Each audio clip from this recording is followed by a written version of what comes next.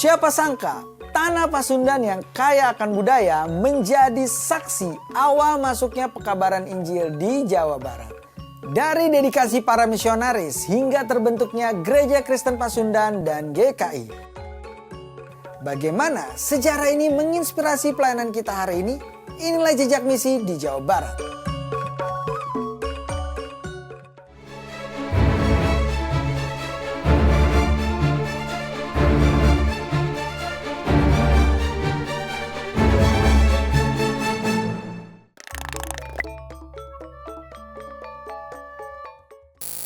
Lembaga Misi NZV memandang Jawa Barat sebagai ladang subur untuk memberitakan Injil.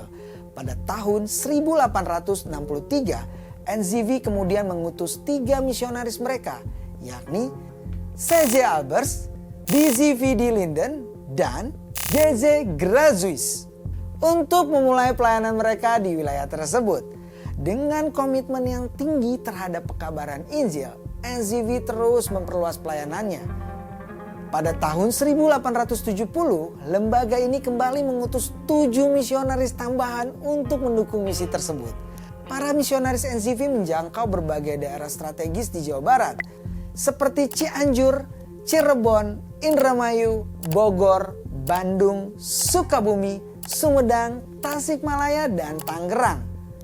Upaya ini menunjukkan dedikasi NZV dalam menyebarkan kabar keselamatan kepada masyarakat Jawa Barat yang saat itu menjadi fokus utama pelayanan mereka. Setelah bertahun-tahun melakukan penginjilan, misi NZV di Jawa Barat mulai menunjukkan hasil yang nyata. Pada tahun 1898 tercatat sebanyak 2.260 orang telah menerima Yesus Kristus sebagai Tuhan dan Juru Selamat. Mereka tersebar di dalam 24 jemaat atau kelompok orang Kristen di berbagai daerah di wilayah Jawa Barat. Salah satu jemaat yang cukup menonjol berada di wilayah Pangharapan, sebuah wilayah yang dekat dengan Sukabumi. Jemaat di wilayah Pangharapan ini memiliki anggota sebanyak 308 jiwa. Hal ini menjadi bukti nyata kerja keras para misionaris dalam memberitakan Injil di tanah Jawa Barat. Pada tahun 1917, seorang guru lokal bernama Titus mencatat sejarah sebagai pendeta pribumi pertama dari suku Sunda yang ditahbiskan. Penahbisan ini menjadi tonggak penting dalam pekabaran kekristenan di tanah Sunda. Namun, usia lanjut menjadi tantangan bagi pelayanan pendeta Titus yang sayangnya meninggal beberapa bulan setelah pelantikannya. Baru pada tahun 1934, sejumlah guru Injil pribumi lainnya ditahbiskan menjadi pendeta, melanjutkan langkah awal yang telah dirintis oleh pendeta Titus. Penahbisan ini menegaskan komitmen untuk memperkuat pelayanan Injil melalui pemimpin dari kalangan lokal. Lembaga Misi NZV tidak hanya memusatkan pelayanan mereka pada penduduk lokal di Tanah Pasundan, tetapi juga menjangkau komunitas Tionghoa Peranakan yang tersebar di Bandung, Sukabumi, dan juga Tasikmalaya. Dalam pelayanan ini, bahasa Melayu digunakan sebagai bahasa pengantar, sehingga pesan Injil dapat dipahami oleh berbagai kelompok etnis di wilayah tersebut.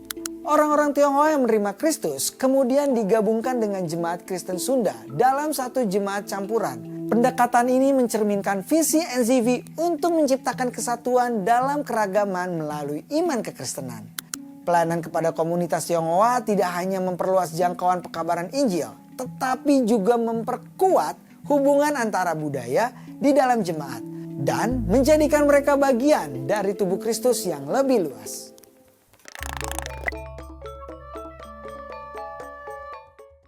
Tidak hanya NZV, pelayanan penginjilan dari pekabaran Injil Metodis Amerika juga memiliki jejaknya di Jawa Barat, tepatnya di Bogor pada tahun 1905. Pekabaran Injil Metodis ini berasal dari murid-murid Anglo-Chinese School di wilayah Singapura yang telah merantau di Jawa. Pelayanan mereka berawal dari mengajarkan pelajaran bahasa Inggris di sekolah-sekolah Tionghoa, yang kemudian berkembang menjadi pelayanan penginjilan di desa-desa sekitar Bogor. Upaya ini mencerminkan komitmen mereka untuk menjangkau berbagai kelompok masyarakat. Sebagai bagian dari pelayanannya, Pekabaran Injil Metodis juga mengutus Miss Naomi Root untuk melayani secara khusus di kalangan wanita. Kontribusi mereka semakin nyata dengan berdirinya Rumah Sakit Cisarua yang terletak di pertengahan jalan antara Bogor dan Puncak. Kehadiran rumah sakit ini menjadi bukti nyata pelayanan kasih mereka, sekaligus memperluas dampak pekabaran Injil melalui pelayanan kesehatan.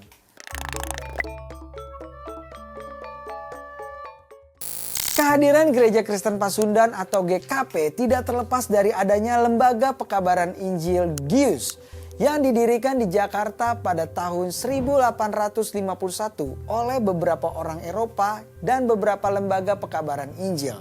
Di antara tokoh-tokoh pendiri GIUS adalah Mr. F.L. Anting dan juga Pendeta E.W. King. Mr. F.L. Anting adalah orang pertama yang melakukan pekabaran Injil kepada penduduk asli Jawa Barat. Dan pada 11 Juli 1855, dua orang pribumi dari daerah Cikuya, yakni Minggu dan Sarma, menjadi yang pertama menerima baptisan kudus dalam pelayanan ini. Pada tahun 1885, jemaat di Cikuya, Banten yang dibina Mr. Anting dan jemaat-jemaat Anting lainnya, serta jemaat peninggalan pelayanan dari Pendeta King dimasukkan ke dalam lingkup pelayanan NZV. Seperti yang sudah kita bahas sebelumnya bahwa NZV memulai pelayanan di Jawa Barat pada tahun 1863 dan untuk kemandirian gereja yang dipimpin oleh pendeta sendiri. Maka pada tanggal 17 November 1934, jemaat-jemaat yang sebelumnya dibina oleh NZV menjadi gereja mandiri dengan nama Gereja Kristen Pasundan. Gereja ini dipimpin oleh Rat Ageng, yaitu persidangan utusan jemaat-jemaat yang diketuai oleh Zendling. Pada momen yang sama, beberapa guru Injil pribumi ditabiskan menjadi pendeta. Dan tanggal ini kemudian diperingati sebagai hari lahirnya GKP. Kemudian pada tahun 1942, kepemimpinan GKP mulai dipegang sepenuhnya oleh orang-orang pribumi. Karena dalam masa kependudukan Jepang, para Zendling Belanda tidak lagi dapat melakukan kegiatannya.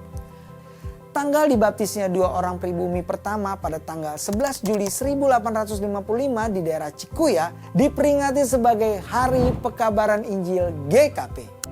Dilihat dari websitenya, pada tahun 2017 Gereja Kristen Pasundan memiliki 6 klasis, 58 jemaat, 1 bakal jemaat, dan 13 pos kebaktian.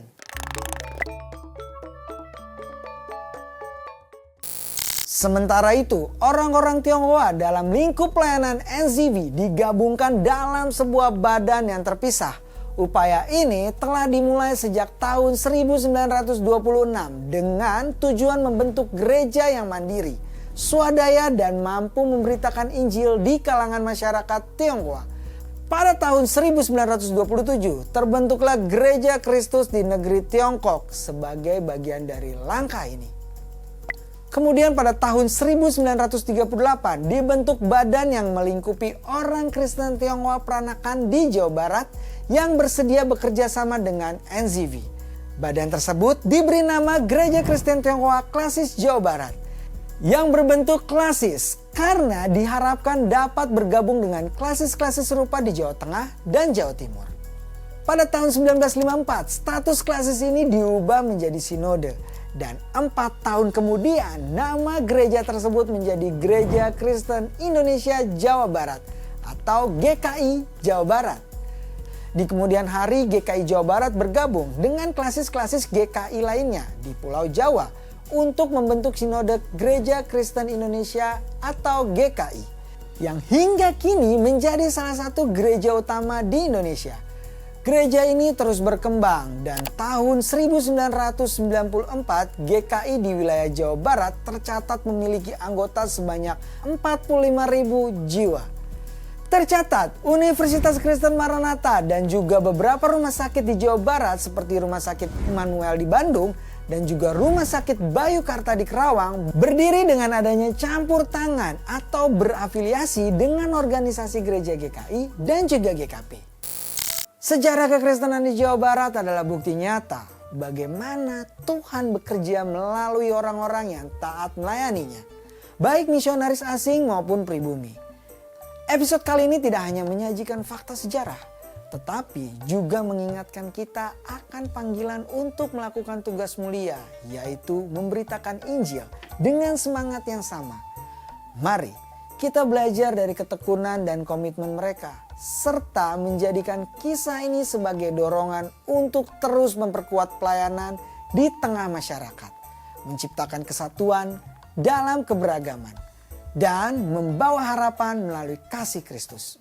Demikian Jejak Misi di episode kali ini. Terus dukung channel ini dengan subscribe dan share video ini ke kerabat Anda. Sampai jumpa, Tuhan Yesus memberkati.